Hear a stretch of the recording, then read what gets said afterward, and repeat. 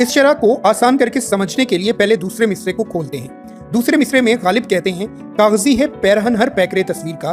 कागजी पैरहन के लफ्जी मानी तो हमें मालूम है कागज का लिबास, लेकिन गालिब ने इसकी शरह एक खत में यूं फरमाई है कि ईरान में रस्म है कि दाद खा यानी फरियादी कागज के कपड़े पहनकर हाकम के सामने जाता है, यानी कागजी पैरहन से गालिब की मुराद फरियादी होना है।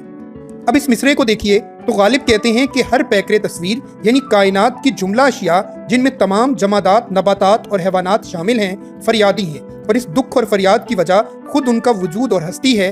गालिब के बकौल हस्ती खा किसी भी शय की हो रंजो गम का बाइस है। अब इस शेर के दूसरे मिसरे के साथ पहले मिसरे को मिलाएं तो शेर का मफहूम वाज़ेह होगा।